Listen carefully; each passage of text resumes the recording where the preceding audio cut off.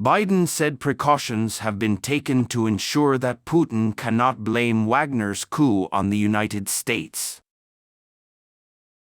After a week in Russia and at a point of uncertainty about the future of Vladimir Putin's leadership, President Joe Biden said his administration was responding to ensure America and its allies were not blamed.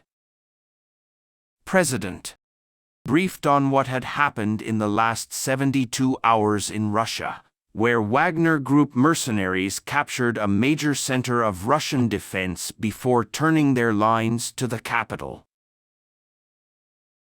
Mr. Biden told reporters he called his U.S. friends in Europe to discuss the political impact of the crisis and to make sure we all agree.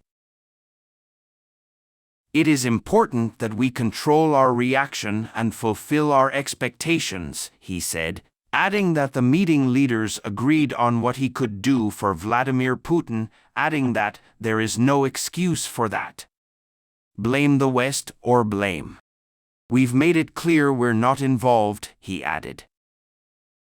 We have nothing to do with this. It is part of the struggle in the Russian system. The United States and its allies held close contacts on Saturday, but made public announcements on the sidelines as officials waited to see what the Kremlin's long-term staff would do. Betrayal of Yevgeny Prigozhin and his own Wagner military formation. When insurgents threatened to go to Moscow, then declare a dramatic retreat, USA. While officials were careful not to comment directly on what some have described as the domestic situation in Russia, Moscow warned them not to engage in conflict. U.S. President Joe Biden has told French, German, and British leaders that he fears Russian President Vladimir Putin's dominance over the country's nuclear weapons will weaken. The call, read by the White House, said they discussed the state of Russia, which came on Friday after Prigozhin announced that he had attacked the Russian Ministry of Defense, controlling and surrendering the southern city of Rostov-on-Don. Events happened to Moscow, then the surprise of the events on Saturday was announced. U.S. Secretary of State Matt Miller said after the meeting that U.S. Secretary of State Anthony Blinken held a meeting with Western Europe and Japan, and the partners promised to maintain good cooperation. Blinken repeated that the United States was on the phone. Miller added that support for Ukraine will not change. EU Foreign Minister Josep Borrell declined to comment directly on what he called Russia's internal problems.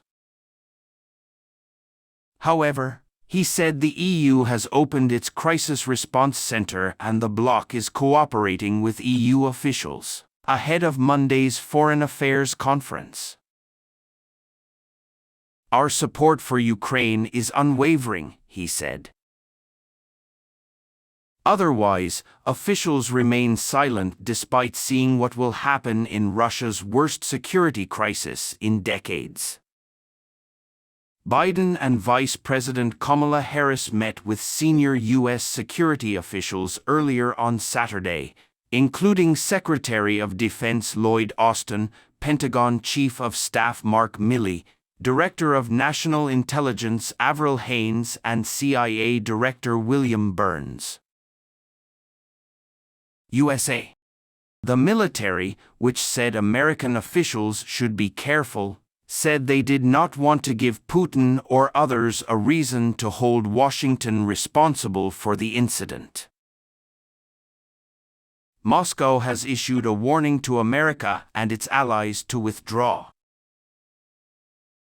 The Foreign Ministry said in a statement that the attack has benefited Russia's external enemy. We warn the West against any indication that the situation in Russia will be used to achieve its anti-Russian goals. Meanwhile, Moscow's friend Belarus urged the exit not to be a gift to the West. The same view was expressed in Kyiv, where Ghana's Deputy Prime Minister Maliel described the attack as a window of opportunity for the Ukrainian military. James Nixey, a Russian expert at the Chatham House think tank in London, spoke to analysts and told AFP that Ukraine would try to take advantage of the situation. Western allies are also watching whether the crisis in Russia will benefit Ukraine as it leads to attacks on the Russian military in the east and south of the country. Ukrainian Commander-in-Chief Valery Zaluzhny told U.S. Defense Secretary Milley that Ukraine will not give up. Ukrainian counteroffensive proceeding according to plan, he said.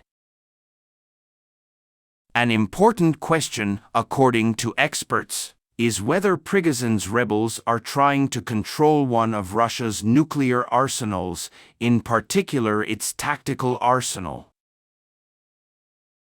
Alexander Vindman, a former White House national security advisor on Russia and Eastern Europe, wrote, "This is a dangerous phenomenon and a phenomenon that policymakers fear, above all, nuclear weapons reduction.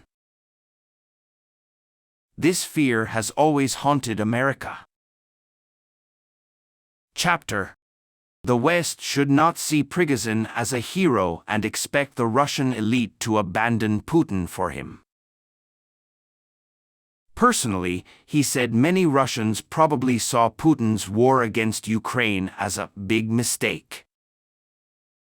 However, Nixey told AFP, this does not mean supporting Prigozhin as he is a maverick.